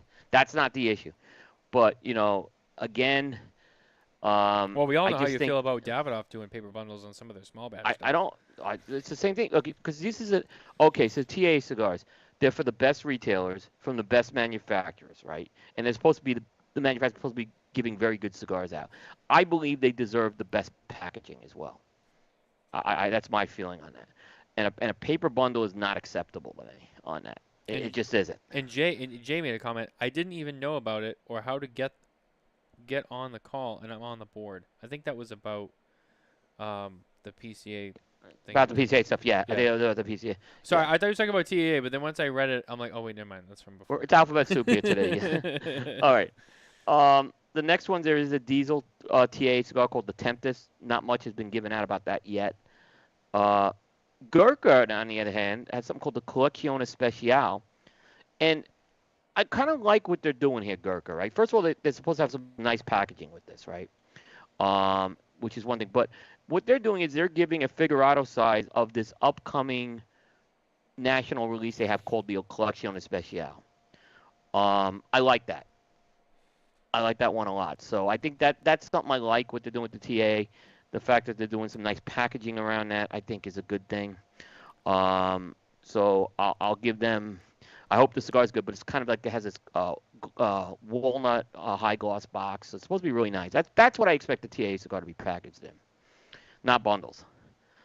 Illusione's got a TAA cigar. Hoy de Nicaragua is bringing back last year's TA cigar, which is the Cuatro Cinco Edición Americana, which was a torpedo of the Cuatro Cinco blend. Yep. La Flor Dominicana has two. Yes, they do. They have two. So if you read some of the aficionado, didn't really cover this well. There's a natural in Maduro, and it's in a Salomon size. It's called the Golden Salomon. It's a 7x64. It's based on that same blend they've been using the past 3 or 4 years. Which The gold blend. John has said this will be the end of the gold. This will be the end of it, yes. Yes. And they're gonna now La Flor, another company that I feel puts a lot of thought into the TA cigars. I know this blend is something that they worked on for a while, and they wanted to release some sizes. So I will get like La Flor. I think always does a good job with this. Yep. La Polina's got a new Kill Bill size. It's called the La Polina TA Kill Bill TXX. The TXX size has 2 bullet holes. I guess it's for Kill Bill. Yep. Yep. Rocky Patel has a Decade cigar coming out in a Habano wrapper. That's intriguing to me a bit, right? But if it's that good, is it going to be something maybe are they going to – I don't know much more about that if they're doing what Gurkha's doing or not. I mean, I think it's good if they're doing what Gurkha's doing. It's a good way to kind of reward that. Tatuaje's got their TA cigars. It's Broadleaf's coming back this year with that new size. No surprise there. Yep. And Villiger, you mentioned, has a TA cigar. And they've done an atrocious job at marketing this. I got to be honest with you, right? Because they haven't responded to my emails on it, right? Yeah. But I do know something about this cigar because I have a connection with the factory making it. Lazona is making it. So it's the first TA cigar being made by Lazona. But I don't understand why I can't get a message back from Villiger on that. But that's not. I'm not picking on Villiger. It's many TA cigars. It's hard to get companies to want to answer questions on these cigars a lot of times, even after they've been announced. So, and I think there's a lot of reasons. But, okay, so, Matt, overall, are you excited about these cigars that you heard as a whole? I mean, there's certain ones I understand you made me more excited because I'm not. I'm not doing handstands over this set at all. I mean, there's probably like 3 or 4 on that list that I'm like, I got to try them. Other than that, I'm like. Like people don't want Ferio Tego because they love Ferio Tego, right? That's one for me. I don't care about the paper bundle. I know that's but the paper thing I know is your thing. I'm gonna still buy it. I'll still buy the cigar, right? Yeah. So that's not the issue. I'll still review it, and the paper bundle doesn't factor into the review. So, I'm excited about Tatuaje. I mean, I think that's another one. Pete put this series on the map, right? Yep. I am curious about the Villiger one because it's coming out of Lazona. I know you guys have Hector Alfonso on the show coming up, right? Next week. Yep. Next week. So Hector really is the voice of that factory. He's very hands-on with what's going on there. So he can really give you a lot of good insights. And Lazona, in my opinion, has done some very good stuff for a very small factory. So it's curious. What's really intriguing about that release for me is that Lazona is, like I said, it's a small factory. Have you been to El Titan de Bronze? I'm trying to remember if I went there. Okay, you've been to Newman Factory, right? Yeah. I don't think it's much bigger than it's smaller than the Newman Factory. Yeah, I don't. I think that's a small factory. I think I was gonna go, but I didn't end up going. That's what happened. Yeah. Okay. And I did the Newman Factory, like El Rojo is small. Lazona is smaller than El Rojo. Keep that in mind. So it's a small factory making a pretty elite release. I think it's a good story there to tell. But actually that Asylum one I think was a very good move they made with that one too. Yeah, and I didn't even know about that one, but that's definitely another one that I'd be like, yeah, I got to try that one. Yeah, and it's like I said, you got Asylums, 13s, their core, like really their main core line, and 1118s the size that Christian Oro is known for. And Christian obviously is a partner in the company. That's something that that's a cool cigar, and I like this. I like Asylum 13. I think it's a great line. So, so yeah, I don't know. I just think that and I've said this a lot, right, on shows. Remember Abe did those Great Smoke cigars the last couple of years? Yeah. Yeah, I mean, so they did he did the Fuente one. He's done other ones like Perdomo and Matt Booz. In my opinion, Abe does a better job at selling those cigars than the TAA has selling. I mean, the companies can push these to the TA retailers with no problem, but I think they don't sell out of the stores very fast unless it's like a Tatuaje. I don't see these things fly off the shelves. And in fact, I could go Google and get TA cigars from 2018 and 2019 with no problem. And these aren't huge allocations that happen with these cigars. So I don't see excitement on my website about it. I don't think we're not exactly doing handstands over all these cigars. They're sitting on the shelf. I sometimes just wonder what the purpose of this is now. And I can tell you something else.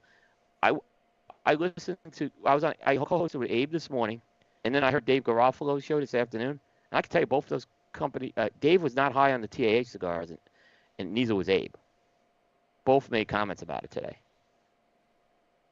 Yeah, I Dave's comments were not as heavy. He said, "I'm not." He goes, "There's nothing really compelling for me to, for these cigars," is what he said. yeah, I missed Cigar Authority. I actually was trying to be there in person, but I ended up getting busy with some other stuff. I did catch bits and pieces of KMA. Um,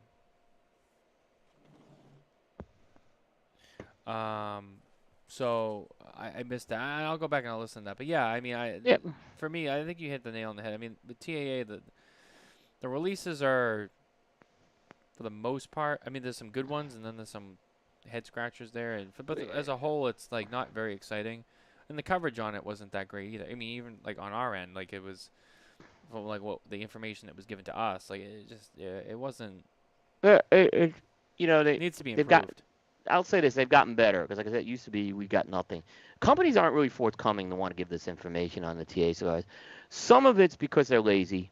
Some of it's because they don't want to jump the gun until it's announced at TAA. And some of it is they don't know how to do it, right? So I think it's a combination of all those things. Yeah, And they're absolutely. small releases, so they don't want to put a lot of marketing into it. Right. No, and Yeah, I get that too. yeah, yeah. I still think it could be a little bit better regardless. Um, but we're running a little bit out of time here, Yep, and yep. I wanna just plug one more thing Mhm. before we sign off, and I think that I think you know what this is. Um, so Monday the 28th, and that's why Nicole's here with us tonight too. Monday on the 28th is when the 2022 Smoke and Tobacco Cigar Family Charitable Foundation fundraiser will kick off, and it will run for 6 weeks. Um, Official announcement, went out on our website, Cigar Coop, Cigar Craig, a few others. You guys talked about it on KMA today. I appreciate that. So the official announcement has gone out. The kickoff will be Monday. More information will follow. We'll make another announcement after it is live on kind of on the link to where it is. And so we'll send out another blast to everyone on like this is where it is, this is where you find it, so that you guys can find it. But essentially, yeah, we have some awesome prizes that are up for grabs. Raffle tickets going to be the same, $5 a ticket. The more tickets you buy, the more chance you have to win. Also, the more money we raise for the great kids down at the Cigar Family Charitable Foundation, the school in the Dominican Yep. Republic, which Coop has been to very, very recently, and he has seen for himself. Truly a special place. Nicole, since you're really hands-on with it right now, Oh my God. I like today was like one of my final days to get the website together for it. So it'll be ready and live for Monday, but the prizes total, and there are a lot of prizes that don't have a value put on them, but the ones that we could value, the total prizes are worth over $5,000, like up for grabs, which to me is crazy. We have, I mean, I can name some of like the just more expensive ones, but our buddy Jay Davis donated the Daniel Marshall Carlito 30th anniversary. Oh, Yes, nice, yes. nice job, Jay. So that's a yep, whole set that we got. JC Newman, our friends over there, they donated the Diamond Crown bundle, which is some accessories as well as a signed box of cigars from the Newmans. Nice. That's valued at $1,000 alone. So that's just two of the over 40 prizes available. They also donated a trip to, and it's not the lodging or the travel there, but it is a tour of the El Relo factory and a gift card for dinner in Ybor City. So that's valued at $350. LFD a chance to blend your own cigars. So you will work with LFD directly to blend your own 8-count box of cigars. So that is a prize. We also have some of those nice carbon fiber Fuente cases that Fuente donated, along with the elusive PJ cigar. So 5 people will get both a carbon fiber case and one stick of the PJ. We have over 10 7-count Opus samplers that we are raffling off. We have, and the list goes on. I mean, United donated. The Hell Hombre ashtray, a Yep. United camo hat, and a box of the core line firecrackers. Well, no, I was just gonna share some of the brands in general, but like United donated, Room 101, Tatuaje, McAuliffe donated, Drew Estate. Drew Estate. We actually, that's TBD. Don't even know, they could top everyone else. Who knows at this point? But there are some big ticket items on here which are great. The new Tron. I'm not gonna butcher it, from LFD. The Astronomy ashtray that Lido Gomez has been worked on. There's a signed box of Andalusian Bulls in there from Lido Gomez as well. It just the list just goes on. There's so many great prizes here. So many. There's a lot of stuff. And the one that we were talking about before the show, the antique cigar tax stamp form. From our friend Stephen Gilbert. So that's just, if you're a junkie and you love collecting antiques, that is from 1881. If you are a cigar smoker and are looking for a talking point to put in your home lounge, or if you have a lounge, that is a beautiful piece that we're actually going to have framed. We'll frame it and send it framed. And send it framed. Yep. So there's a lot of stuff there. And more can be added. That's what happened last year as it went on. More people were like, oh, I want to put something in. So I did hear you guys talk about it on KMA, and I always wanted to make it clear, because I think Abe was confused a little bit too.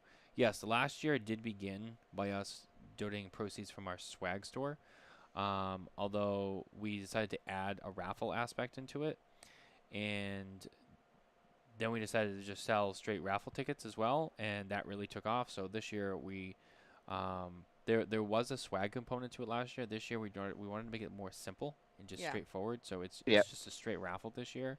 So if you do remember and you're like Abe, last year it is very different from last year. It's more streamlined and simple this year. Last year they were able to do both, so you could buy swag from our store. That thing snowballed last year for you guys, I think, too. Yeah. So it was a simple thing, right? Then just people, and then when the Fuentes got involved, and then other people got involved. I mean, that thing literally snowballed the day, like leading up to it, and then the day of the raffle was incredible. We didn't think we were going to raise more than like $3,000 last year. Cynthia kept donating stuff that day. It was like, let me add this in. Like, I know, she kept. And you guys get ready to go on vacation. It was kind of a little. We were flying to Miami the next day. I was like, yeah. Oh God, we're in trouble. Well, yeah, because we were just we had. Carney and I ended up finishing up the show that night. I know you guys were on there till almost 1 a.m. It was awesome. But we had to ship things out, so that was the thing too. Is we had to get them ready. We didn't want to, the winners to wait. Yeah, exactly. For us to come back from our trip. So exactly, yeah. And even this time, I mean, there's over 40 prizes here, and some of them are heavy because they include humidors. There's a lot of humidors to ship out. Yeah, so. Yeah, there are. There are humidors for sure. And ashtrays and lots of espresso sets. There's like quite a few. Yeah, we have 2 of the Fuente, the 4-cup. If you've ever seen the Arturo Fuente coffee cups, they came out with the smaller version for espresso, and they come in a 4-count pack. We have 2 of those. There's a 2-cup with a saucer, a Tatuaje espresso set that Pete Johnson put in there, as well as one of the very limited Tatuaje ashtrays. I think it's the red one, or the green one. Dots, the dot ashtrays. The dot. Yep. So there's a dot ashtray in there. Those items were both donated from Pete Johnson. Matt Booth graciously gave us a box of the Room 101 10th anniversary, which came out a couple of years ago. But there's a lot of stuff in there. But anyway, what we're doing is we're doing a special show Monday night where the show is just going to be us actually showcasing the prizes on camera so that people can see them live, what we do have in person. And then for 6 weeks, we're going to sell some raffle tickets, and then we're going to do a fun show where we do something similar and announce the winners live. Now, last year we had like a random generator, like the number generator, and then we were cross-checking. This year we were able to pay for a better software, now knowing how much volume we were gonna get from it. So it is done by the website. Rally Up is the host, so there will be a link to that. So And when that goes live and the link is there, yeah. we're gonna get that link everywhere. Don't worry, we will get it out to everybody. Yep. We'll post it in the groups. It'll be on SmokeandTobacco.com. It's All the just other more media user outlets. friendly. Yeah.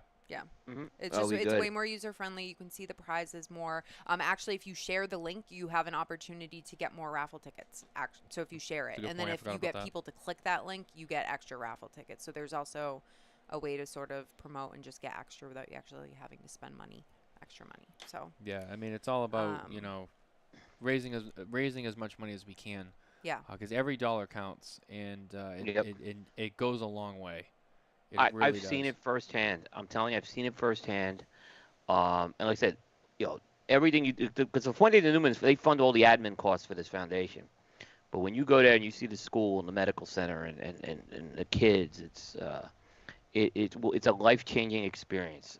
And I'm not the only one that says that. So Yeah, Tony Bellotto was on with us during the regular show this week, and he was like, oh "Listen," Tony, he's like, the biggest advice I could give you when you go down there and visit is just bring a lot of tissues." He goes, "I'm telling yeah, you," he goes, "I went there and it changed my life. It really did." And yeah, he had so much to say about it. I yeah, mean, a lot of people, if you know, you know. Jay Davis, I know. He's been there a yep, bunch of times. yep, yeah. I mean, Um, it's a special place. it is. And you know what? When you go there, guess what? You're not going to smoke any cigars, right? And that's not what this is about. The only reference you'll see for the cigar is the name, Cigar Family. That's it. And there was no one jonesing for a cigar. They were like so into this, and it was just such a beautiful day to have to go there. And there's an article on Coop, but there's a lot of articles elsewhere you can read as well. I know you guys are gonna be heading down there sometime in the later this year, Yep. and I'm really excited for you guys to do that because, wow, I mean, I can just tell you. I'm excited about what you're doing because I'm excited what this is going to do for the Cigar Family Foundation down there. Yeah, we're just really proud Yeah. and happy to be a part of it too. So, Yep. um, it's our way of giving back for everything that we do, and we appreciate it. We appreciate everyone who donates and comes out for it. I know the prizes are cool and all that, but it's what it represents. Yeah. That's my one reminder to everyone Yep. yeah. Yep. is enjoy that stuff and have fun with it, but also just remember like what it's for. Yep. It's such a huge thing. So we really, really appreciate it, and we're so excited to kick it off. I can't wait for it to actually be live and watch everyone get so involved in it, and like I said, it's amazing. So just in advance, thank you to everyone who has supported last year and who will come out and support this year, and it'll be a lot more fun. It'll be a lot less stressful for us this year because we have it really put together. Now, last year was the first year, so like there was a learning curve to it. Now all right, now we have a good idea. Like now we applied it this year, it'll be a lot more enjoyable for us too, because it won't be so like on the fly for us. We can kind of just build it, set it, and go and kind of have fun with it with you guys as well. So we're really excited about that, just to kind of watch it go. But yeah, I mean, like Nicole said, there's some cool stuff there, and it goes live on Monday. So keep an eye out for it. Coop, it's always a pleasure to have you here on the Spare Notes series. Thank you so much. It meant a lot to be here tonight. So really appreciate it. Appreciate it. Yeah. And Nicole, it was awesome to have you with us too. You were Absolutely. kind of like half in. I know you were working too, but you were still here, so we Yeah. appreciate No. that too. That was awesome. Really. Yep. And thanks to our audience as well. We can't do it without them. Yeah, and again, and thank you to the audience. Thank you whether you're watching with us live, you're watching with us later, or you're listening to us in your car, or on your way to work, wherever you are on the podcast channels. Thank you for listening. Don't forget, no matter where you're watching or listening to us, please like and subscribe. And visit smokeandtobacco.com for more information, content, news, and everything else that goes along with what we do. Coop, that's going to be it for us tonight on Spare Notes. Yeah. Absolutely. We'll be back in 2 weeks is roughly when we do. Our schedule's been a little wonky the last few months, but there's just been a lot of different shit going on. But we should be back. We should be back Definitely here be back. Yeah. 2 weeks. Absolutely. That's when we'll have much more to talk about. Oh yeah, there's gonna be a lot more. By then we'll have probably an update on the fundraiser as well, so it'll be cool. We can kind of share the Yep. progress of how that's going. But that's gonna do it, guys. Thank you for listening. Thank you for watching. Stay smoky. We will see you next time.